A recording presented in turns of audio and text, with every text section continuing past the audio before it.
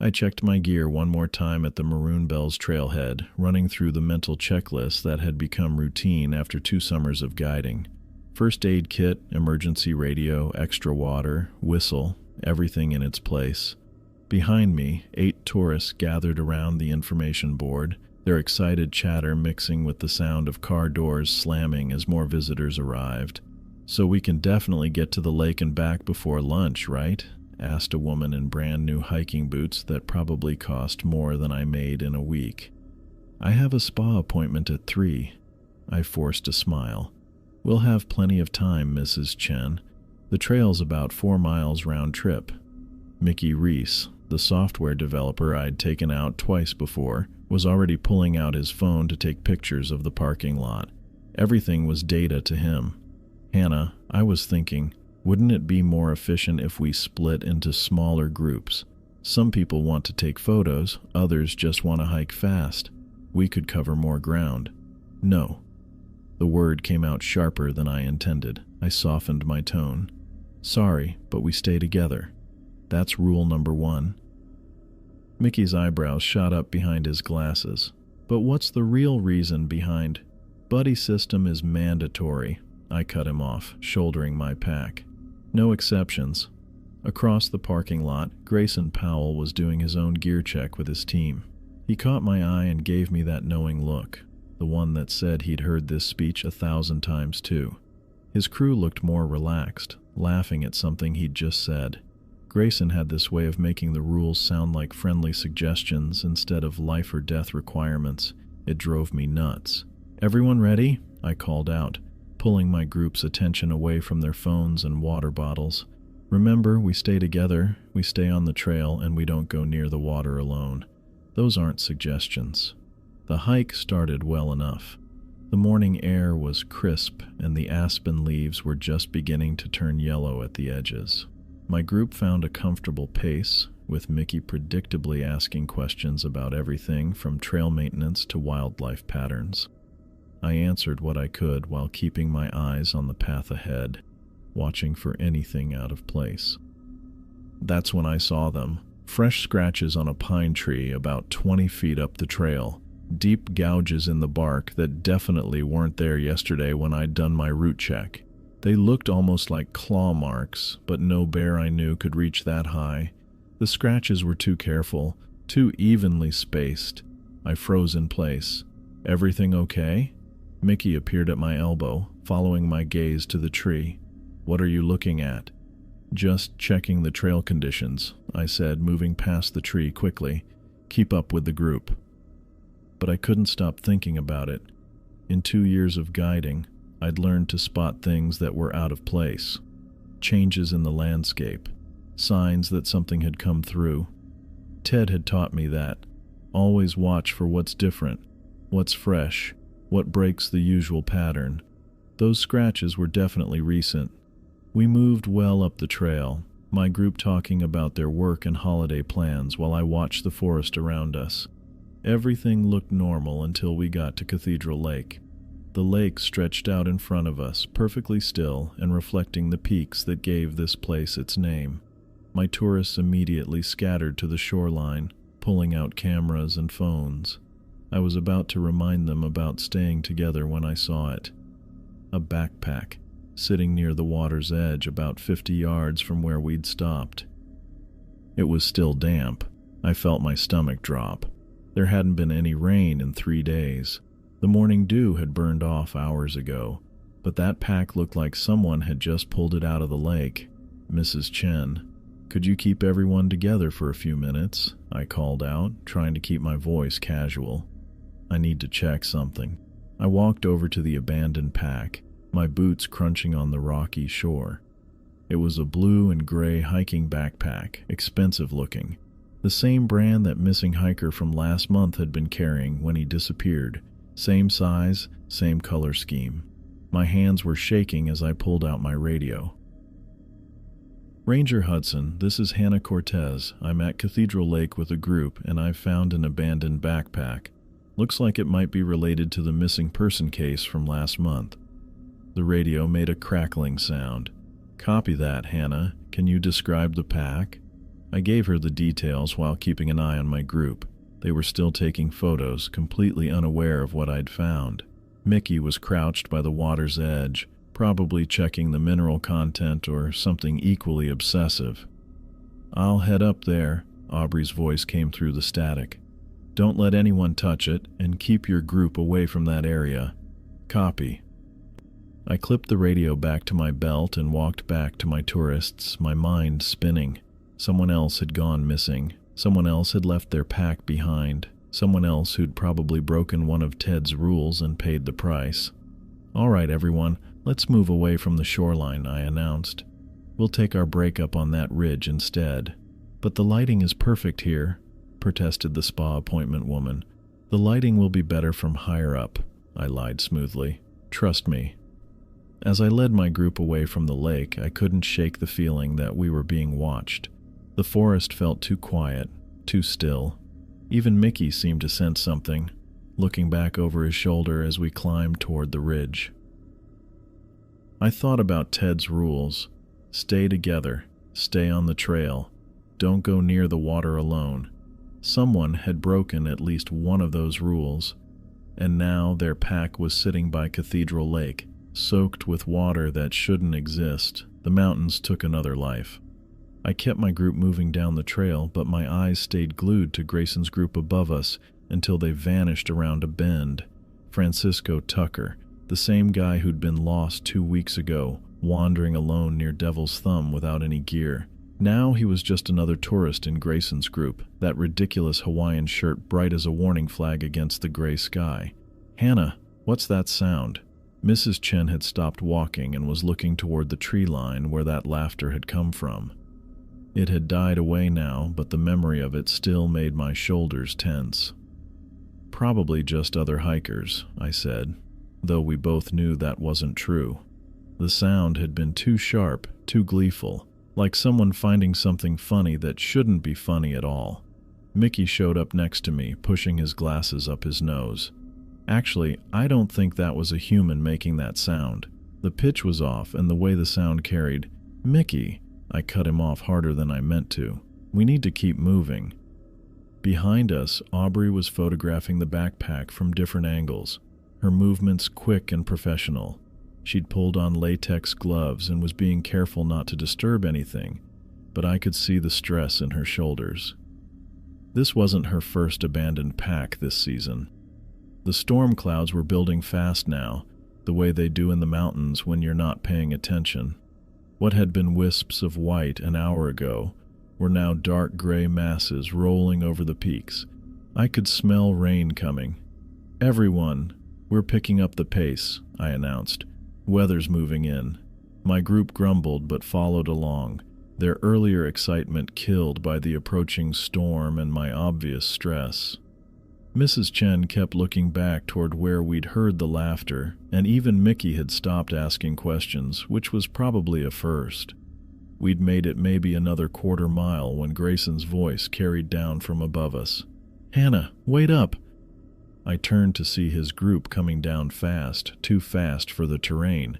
Grayson was in the lead, his usual easy smile replaced by something much tighter. Behind him, his 8 tourists looked confused and a little spooked. "Change of plans," he called out as they caught up to us. "We're heading down early." I looked around his group quickly, 7 tourists now. Francisco Tucker was gone. "Where's your 8th?" I asked, trying to keep my voice casual. Grayson's jaw twitched. "What 8th?" "The guy in the Hawaiian shirt. Francisco Tucker. I don't know what you're talking about." But his eyes said otherwise. There was something there, a flicker of confusion or maybe fear. "I've got 7 clients today, same 7 I started with." Mickey's head turned back and forth like he was following a tennis ball. "Actually, I definitely counted 8 people when you walked by us earlier. There was a guy at the back of your group wearing—" "Mickey, not now," I snapped.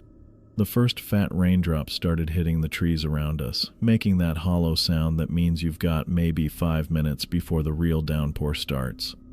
Aubrey showed up beside us, the abandoned backpack now sealed in an evidence bag.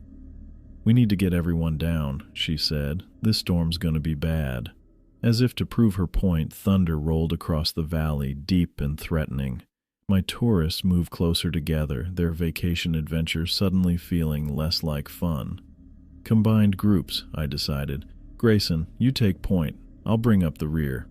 We started down the trail in a loose line, 15 people moving as fast as safety allowed on the increasingly slippery rocks. I kept counting heads. 7 of mine, 7 of Grayson's, plus Aubrey. 14 total. But I couldn't shake the feeling that we were being followed. The rain started coming down hard as we hit the steeper section of trail. Not the gentle mountain shower that tourists love to photograph, but the kind of downpour that turns trails into streams and makes every step dangerous. I was focused on keeping everyone upright when Mrs. Chen grabbed my arm. "There," she whispered, pointing into the trees. I saw him again. I looked where she was pointing, but only saw pine trees and darkness. Saw who? The man in the bright shirt.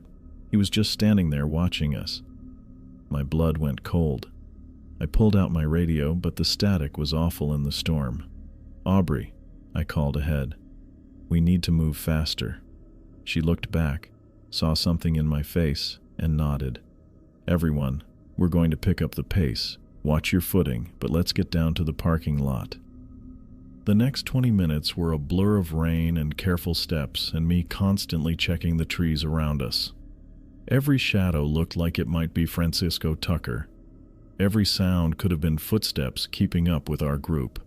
We finally reached the trailhead parking lot as the storm hit with full force. My tourists ran for their cars, vacation over, while Grayson's group crowded under the information shelter. Aubrey was already on her radio, trying to reach the ranger station through the static. I cornered Grayson by his truck. "Tell me about Francisco Tucker." "I already told you. I don't know anyone by that name." "Grayson." I stepped closer, rain dripping off my hat. "I saw him with your group. Mickey saw him. Mrs. Chen saw him in the trees. So either you're lying to me or something really weird is going on." He was quiet for a long time, staring out at the storm. When he finally spoke, his voice was different, smaller. "I remember starting with 8 people this morning. I remember doing the head count at the trailhead. But when I try to picture that 8th person..." He shook his head. "It's like trying to remember a dream." The rain beat down on the roof of his truck. In the distance, lightning brightened the peaks where we'd just been hiking. "What do you remember about him?" I pressed. "Hawaiian shirt. That's it. Everything else is just gone." Grayson looked at me, and for the first time since I'd known him, he looked scared. "Hannah, what the hell is happening up there?" I thought about Ted's rules. Stay together, stay on the trail, don't go near the water alone. Rules that everyone thought were just common sense safety measures.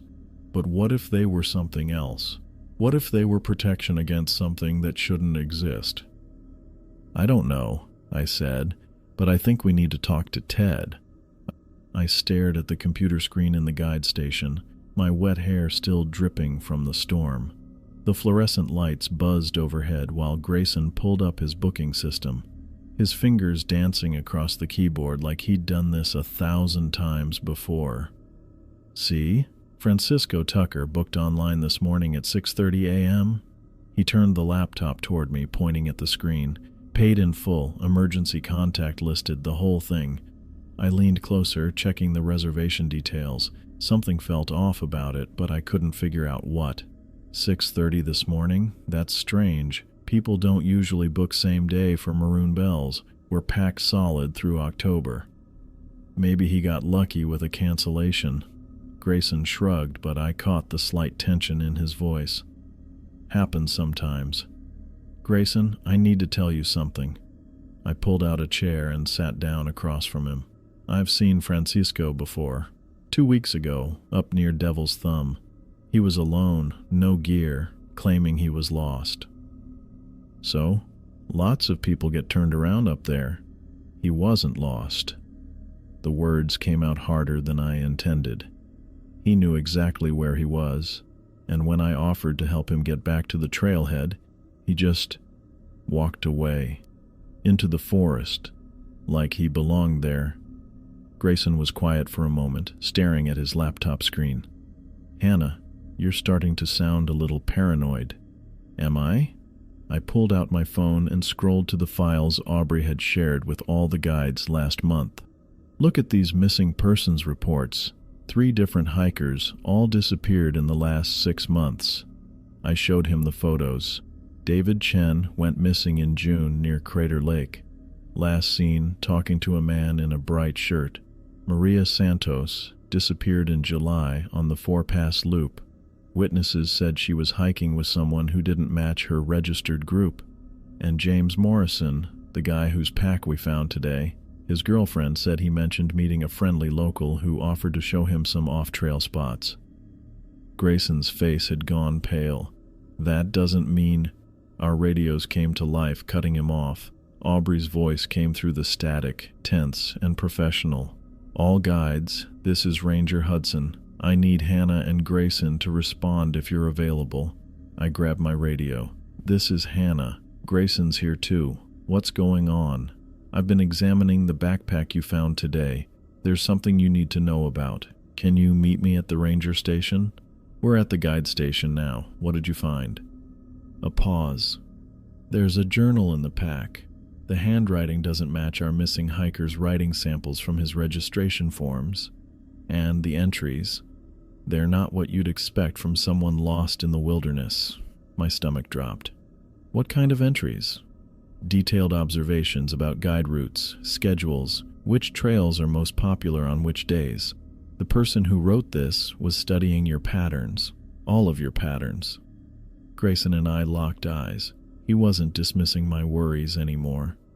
"There's more," Aubrey continued. "The final entry is dated yesterday. It just says, 'almost time to go home.'" I was already reaching for my jacket. "We're coming to you." "Actually, stay put. I'm heading your way. There's something else we need to check." The radio went quiet. Grayson stared at his laptop screen like it might bite him. "Pull up Francisco's reservation again," I said. His fingers moved across the keyboard, but then he stopped, made a face, tried again. "That's weird. The system's running slow." But I could see the screen from where I sat. The booking system had loaded just fine. The problem was what it displayed.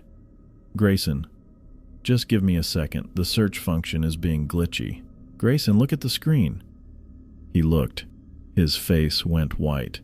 The reservation list for today's Maroon Bells tour showed 7 clients, 7 names, 7 confirmation numbers, 7 payment records.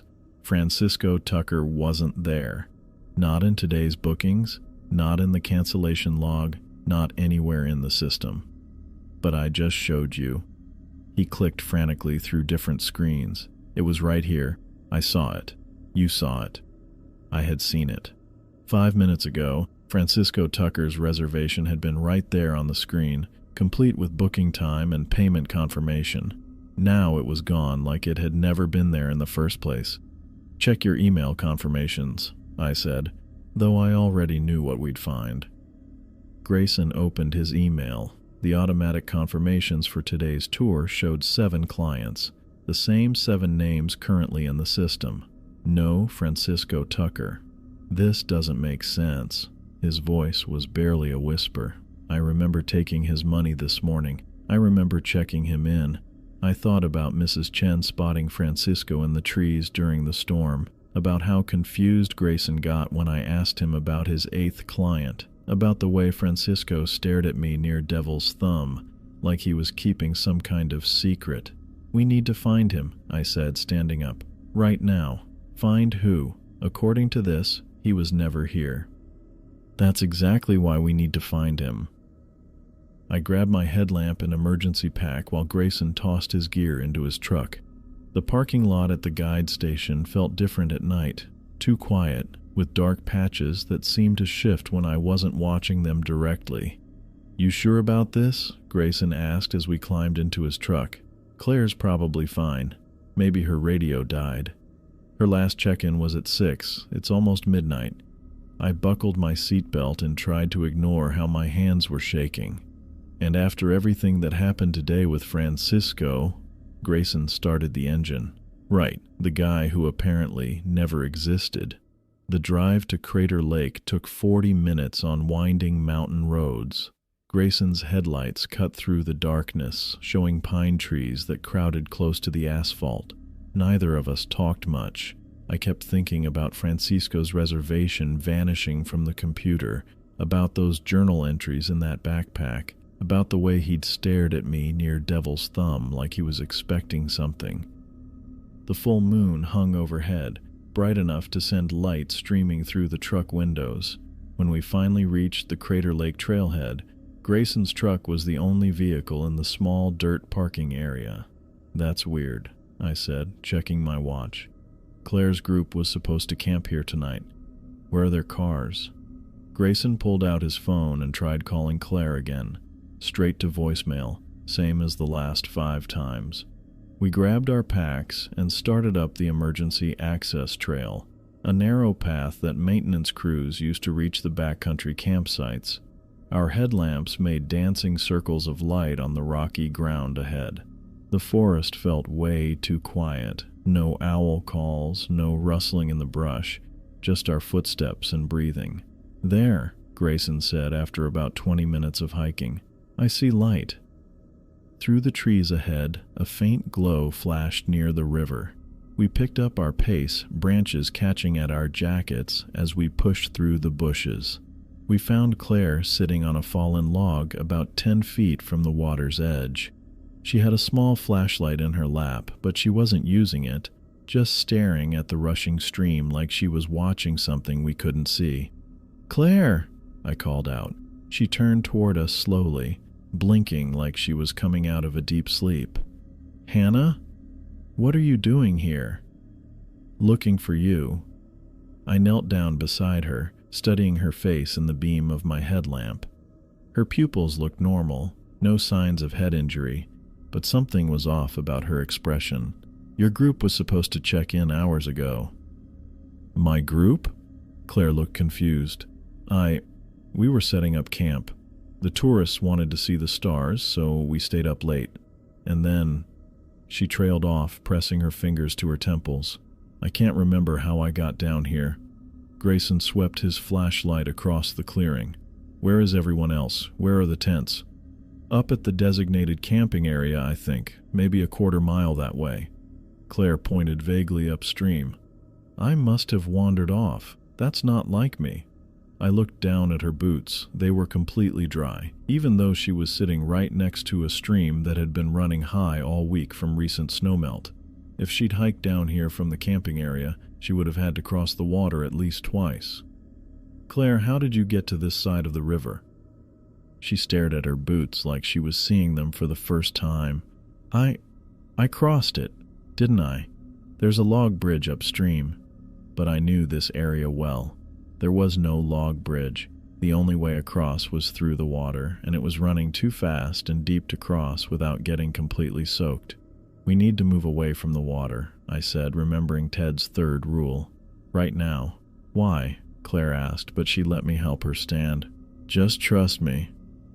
We'd taken maybe 3 steps back from the river when Grayson grabbed my arm. "Hannah, look."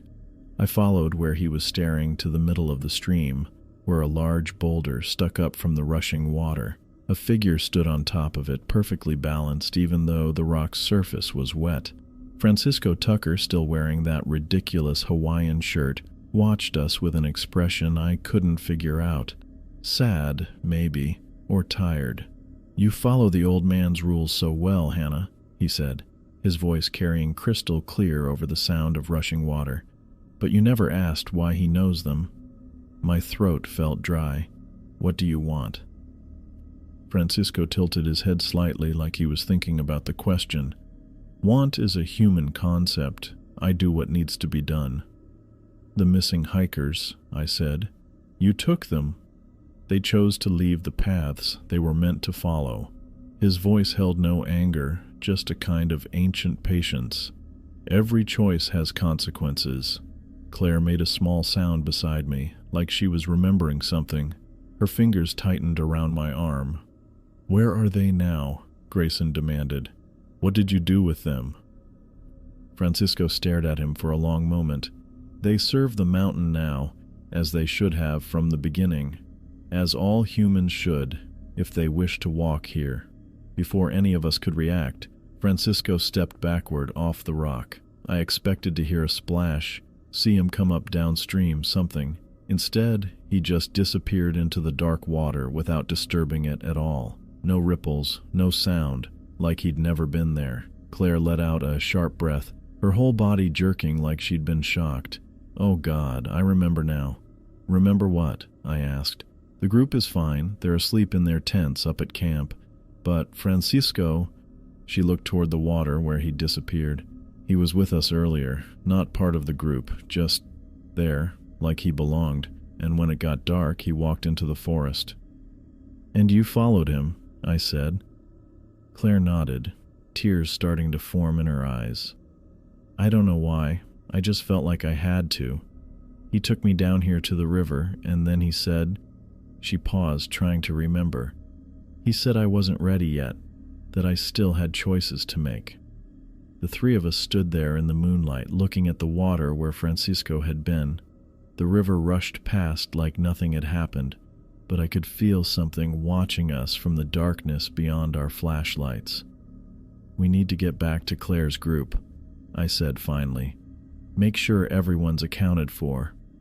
As we started hiking upstream toward the camping area, Claire walking between Grayson and me, I couldn't stop thinking about Francisco's words. Ted knew the rules, but why? How long had this been going on? And what did Francisco mean when he said the missing hikers served the mountain now? The moon followed us through the trees, bathing everything in silver light that made the familiar forest look like somewhere else entirely, somewhere older, where different rules applied and humans were just visitors who'd forgotten their place. I pulled my truck up to Ted's cabin just as the first light started creeping over the peaks. The old log structure sat tucked into a grove of aspens about 3 miles off the main trail, accessible only by a maintenance road that most people didn't know existed. Smoke curled from the chimney, and I could smell coffee brewing even before I got out of the truck. Grayson's vehicle was already there, parked next to Aubrey's official ranger truck.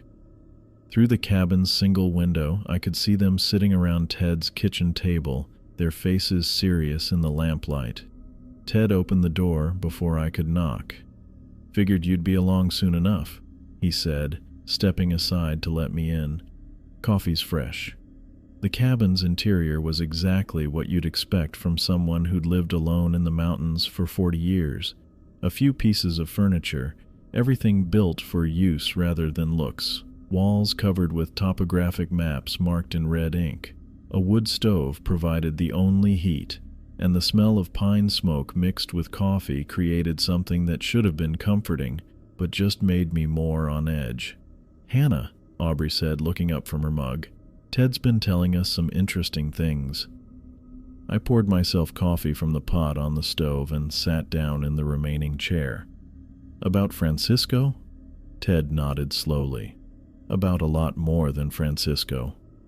Grayson looked like he hadn't slept. His usual easy confidence was completely gone, replaced by something I'd never seen in him before. Real fear. "Hannah, what Ted's saying, it can't be true. 2 days ago I would have agreed with you." I wrapped my hands around the warm mug. "But impossible things keep happening." Ted walked over to an old filing cabinet and pulled out a manila folder thick with papers. 40 years ago, I was part of a geological survey team working these mountains. We were mapping mineral deposits, checking for potential mining sites. He sat back down, placing the folder in front of him. 3 weeks into the project, someone went missing. "A team member?" Aubrey asked. "Local guide we'd hired. Name was Jim Clearwater. Ute knew these mountains better than anyone. One morning he just wasn't in camp. No tracks leading away, no sign of struggle, nothing." Ted opened the folder and pulled out a yellowed incident report. "We searched for 5 days. Found his pack by a stream about 2 miles from camp, completely dry even though it had rained the night before." My stomach dropped. Just like the pack we found yesterday. Exactly like that. Ted's weathered fingers traced the edge of the old paper. But Jim wasn't the last. Over the next month, we lost 2 more people. Both times they'd been working alone in areas we'd been told to avoid by the local tribal council. Told to avoid why? I asked. Ted stayed quiet for a moment, looking down at his coffee. The council said those places belonged to the old ones, the people who were here before people, if that makes sense. We figured it was just old beliefs, maybe some sacred sites we needed to respect. Aubrey leaned forward. But it wasn't just old beliefs. No. Ted pulled out another document. This one a hand-drawn map covered in symbols I didn't recognize. After the 3rd disappearance, I started paying attention. Really paying attention. The areas where people vanished weren't random. They formed a pattern, like boundaries around specific locations. He spread the map on the table.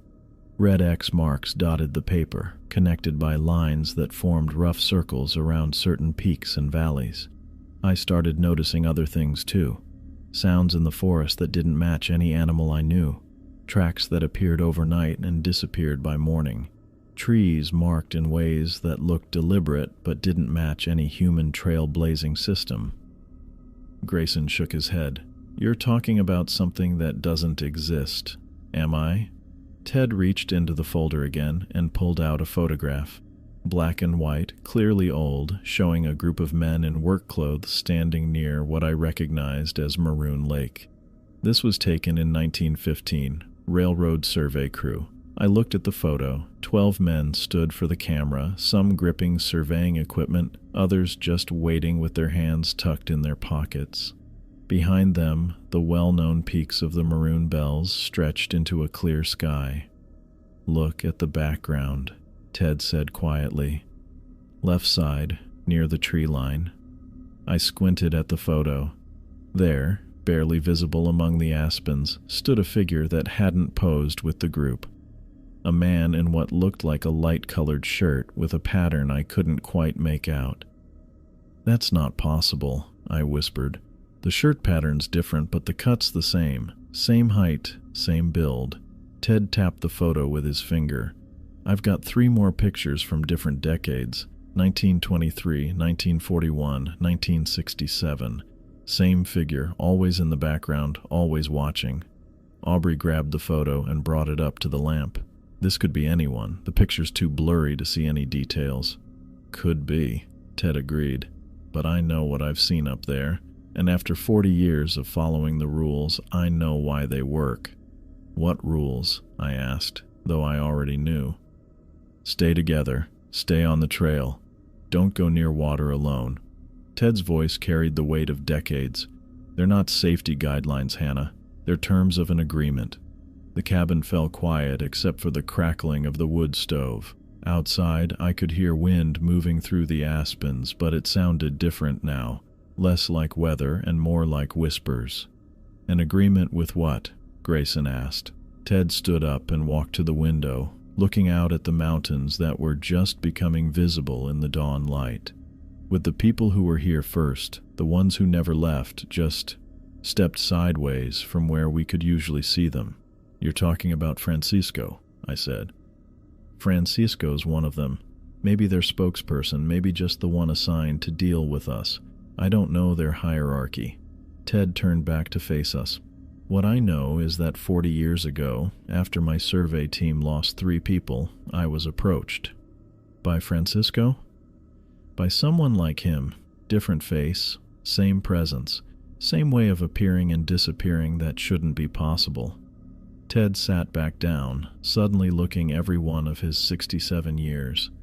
He told me the mountains would tolerate human presence under specific conditions, follow the paths they designated, travel in groups so no one could wander into places they shouldn't go, stay away from water sources where the boundaries were thinnest. Aubrey set down her coffee mug with a sharp click. And you agreed to this? I agreed to test it, set up the guiding service as a way to control human access, make sure people followed the rules without knowing why they were really following them. Ted's voice was steady, but I could see the weight of decades in his eyes. 40 years, Hannah. 40 years of people following those 3 simple rules, and how many disappearances have we had? I thought about it. Before this week, maybe one every few years, and every single one broke at least one rule, wandered off alone, left the designated trails, went too close to water without backup. Ted pulled out a notebook filled with his careful handwriting. I've documented every incident. The pattern's consistent. So the missing hikers, Grayson said slowly, they're not really missing. They're payment, Ted finished, for the rest of us being allowed to walk in places that were never meant for humans. The word lingered there. Payment. As if people were currency in some deal I'd never agreed to be part of. That's insane, I said, but even as the words left my mouth, I knew they weren't true. Everything made sense now. The way Francisco had looked at me near Devil's Thumb, like he was evaluating something. The journal entries about guide patterns and schedules. The way he'd told Claire she wasn't ready yet, that she still had choices to make. Is it? Ted asked. You've seen him, Hannah. You've watched him appear and disappear in ways that don't follow physical laws. You've seen the evidence, packs that are dry when they should be wet, computer records that change themselves, people who exist one moment and are forgotten the next. I thought about Francisco standing on that boulder in the middle of the rushing stream, perfectly balanced, his voice somehow carrying clearly over the water's roar.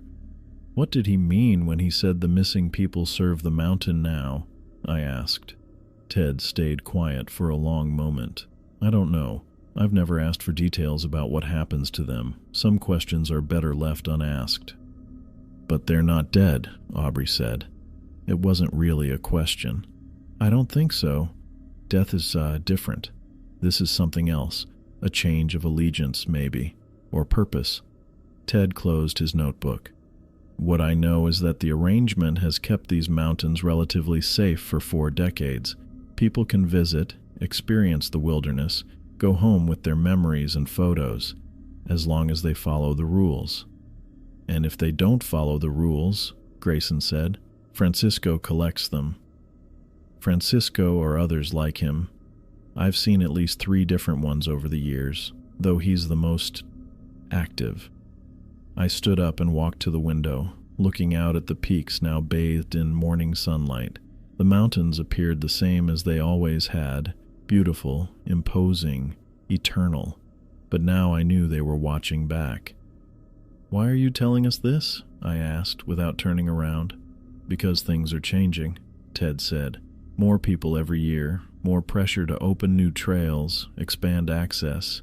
The old agreement is getting harder to maintain. And because I'm getting old, Hannah, someone needs to know the truth. Someone needs to be ready to make the choice. I turned back to face him. What choice? Ted's pale blue eyes met mine, and I saw something there I'd never noticed before. Not just weariness, but a kind of peace that came from accepting things that couldn't be explained. Whether to keep the agreement going or let it end and see what happens when the mountains decide they've had enough of us. I stood at the Maroon Bells trailhead going through my gear, same routine as always, but everything felt different now. The first aid kit, emergency radio, extra water, they weren't just safety equipment anymore. They were tools for keeping up a treaty I'd never signed but somehow inherited. Hannah, right? A woman in her 50s approached, wearing the kind of expensive hiking outfit that screamed, I bought everything the outdoor store recommended. I'm Janet Morrison. We spoke on the phone about the group size? That's right. 8 people total today. I clipped my radio to my belt and tried to sound normal, professional. We'll stick together as one group, stay on the designated trail and... Hannah! Mickey Reese's voice cut through my standard speech. He jogged over from the parking area, camera already in hand, that same eager expression I remembered from 2 weeks ago. Great to see you again. I was hoping I'd get you as a guide. My stomach tightened. Of all the people to have in my group today, Mickey was probably the worst choice. His endless questions and need to pick apart every detail. I wasn't sure I could deal with that while trying to wrap my head around what Ted had just dropped on us. "Mickey," I managed. "Good to see you too." The rest of the group came together around the information board. A young couple from Texas, an older man traveling alone, 2 college friends from California, and Janet Morrison. 8 people, just like always. I went through my mental checklist, studying their faces as I explained the rules. Stay together at all times. No wandering off for photos or bathroom breaks without letting me know. Stay on the marked trail. The terrain off-trail can be unstable and dangerous. And don't go near water alone. The streams and lakes can be deceptive, with currents stronger than they appear. The words came out automatically, but now I heard them differently. Not safety guidelines, terms of an agreement. "Why no water access?" Mickey asked, pulling out his phone to take notes. "I've been researching the geological composition of this area, and the mineral content of the lakes should be fascinating to analyze." "Because I said so," I replied, sharper than I intended. "These aren't suggestions, they're requirements." Mickey blinked, clearly taken aback by my tone. Janet Morrison looked unhappy, probably wondering if she'd picked the wrong guide service. I forced myself to smile. "Sorry, long week. The rules exist for good reasons, and 40 years of guiding experience has proven they work. Let's head out." We started up the trail in the crisp morning air. Aspen leaves had turned fully golden now, creating a bright yellow roof overhead that should have been beautiful. Instead, I found myself checking the trees for scratches, listening for sounds that didn't belong. 20 feet up the trail I saw them, fresh marks on a pine tree, deep cuts in the bark that reached about 15 feet high. But now I knew what they were. Boundary markers, signs that we were entering territory that belonged to someone else. "Interesting," Mickey said, stopping beside me. "Those scratches look deliberate, too evenly spaced for animal damage. Maybe trail maintenance markings?" "Maybe," I said, urging him forward. "Keep up with the group." But Mickey was already pulling out his phone, snapping pictures of the marks from different angles. "Look how deep these go. Whatever made them has serious strength. And the height. What kind of gear would maintenance crews even use to get up there?" "Mickey." My voice carried a warning I hoped he'd recognize. "We need to keep moving." He looked at me strangely, but put away his phone. As we kept walking up the trail, I caught him looking back at that marked tree, his brain clearly trying to solve the puzzle. The walk to Cathedral Lake took an hour, filled with the usual tourist talk about work and vacation plans, but I barely paid attention. Every shadow between the trees might be hiding someone in a Hawaiian shirt. Every bird call could be something else completely. The forest felt different than I'd ever noticed before, like it was keeping an eye on us as we passed through. When we got to the lake, the tourists immediately spread out along the shore with their cameras. The water perfectly mirrored the surrounding peaks, creating that reflection effect that made everyone want pictures. "Remember, stay together," I called out, but my voice sounded hollow even to me. I was looking across the water when I spotted him. Francisco stood among the aspens on the far side of the lake, maybe 200 yards away. He wore that same bright Hawaiian shirt, the tropical pattern completely out of place against the mountain backdrop. But this time he wasn't trying to blend in with a tour group or pretending to be lost. He was just watching. I glanced around at my group. Mickey was crouched by the water's edge, probably testing mineral content. Janet Morrison was posing for selfies with the peaks in the background. The college friends were skipping stones. None of them seemed to notice the figure across the lake. When I looked back, Francisco raised one hand in what might have been a greeting or acknowledgement. Then he nodded once, a slow, deliberate movement that somehow conveyed understanding. He knew that I knew. I blinked, and he vanished. Not walking away into the trees, not stepping behind a trunk, just disappeared like he'd never been there at all. "Hannah?" Mickey appeared beside me, following my gaze across the water. "You okay? You look like you've seen a ghost." The word slammed into me. Ghost. Was that what Francisco was? What the missing hikers had become? "I'm fine," I said automatically. "Just keeping an eye on everyone." But Mickey was looking at my face with that same focused intensity he brought to everything else. "You've been different today, more wound up, and those tree markings earlier. You knew what they were, didn't you?" I turned to face him completely. "Mickey, some things are better left alone." "But that's not how knowledge works," he said, his voice taking on the passionate tone he used when discussing his programming projects. "Information wants to be understood, patterns want to be decoded. If there's something happening up here that affects safety, the safety protocols work," I interrupted. 40 years of evidence proves they work. That's all you need to know." Mickey stared at me for a long moment. "You sound like you're trying to convince yourself as much as me." Before I could reply, Janet Morrison called out from the shoreline.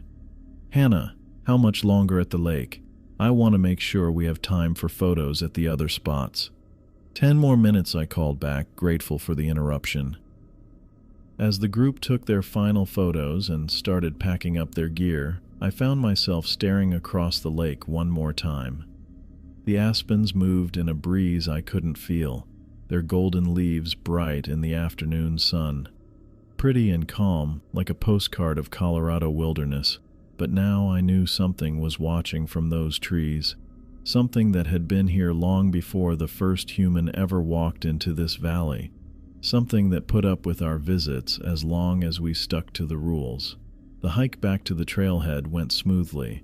Mickey asked fewer questions, though I saw him taking pictures of more tree markings along the way. The rest of the group talked about their experience, already making plans for their next Colorado trip. At the parking lot, I went through my usual end-of-tour routine, reminding everyone to check for ticks, suggesting other local attractions, accepting tips with professional gratitude. But part of me kept thinking about Ted's words. Someone needs to be ready to make the choice. What choice? Keep guiding and enforcing rules for a treaty I'd never signed? Or walk away from the mountains entirely, leave someone else to figure out the balance between human access and old agreements? As the tourists got into their cars and drove away, Mickey hung around by his rental car, clearly wanting to ask more questions. I pretended to be busy with my gear until he finally gave up and left. Alone in the parking lot, I sat in my truck and looked up at the peaks. The maroon bells rose into the late afternoon sky, their red rock faces catching the golden light. 14,000 feet of stone and snow that had stood here for millions of years, long before humans existed, long before we decided we had the right to walk wherever we wanted. But as I watched my group drive away, 8 people who would go home with photos and memories and stories about their Colorado adventure, I understood why Ted had stayed all these years. Someone had to keep the balance.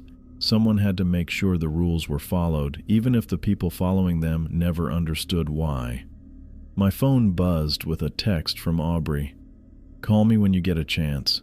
Good news about the certification program." I drove home through the twisting mountain roads, mulling over decisions and duties and the burden of secrets I'd never wanted. The sun was dropping behind the peaks, turning the sky orange and pink, the kind of view tourists pay thousands to capture. At home, I called Aubrey back. "Hannah, great news," she said without preamble. "The Park Service approved your suggestion about mandatory guide certification. They're implementing it next season." "My suggestion?" "The enhanced safety protocols you mentioned. Ted's 3 rules are now officially required training for anyone guiding in the wilderness areas. They're calling it the Colorado Wilderness Safety Certification." I dropped onto my couch. "They're making Ted's rules mandatory?" "Exactly. And get this, Grayson already signed up to help teach the course. Apparently, he's become a real convert to the safety-first approach." Aubrey's voice carried a note of amusement. "Who would have thought?" After we hung up, I sat in my living room as night crept in outside. Ted's rules were becoming official policy, which meant the treaty would stay in place even if individual guides didn't understand what they were really enforcing.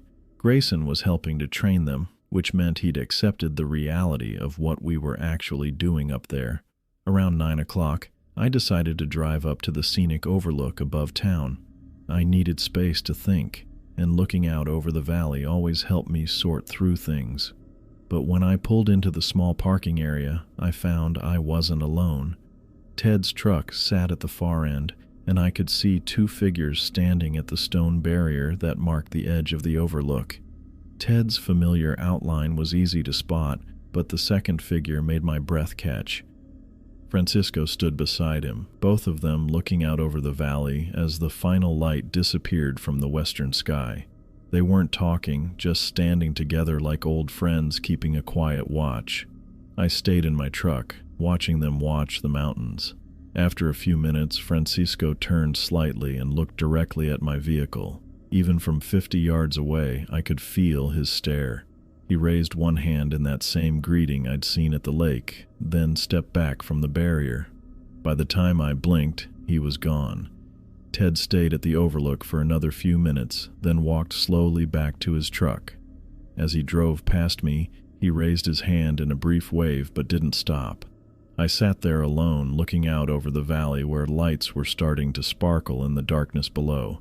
Somewhere down there, tourists were editing their photos and posting them online, sharing their mountain adventure with friends who'd never understand what they'd really experienced.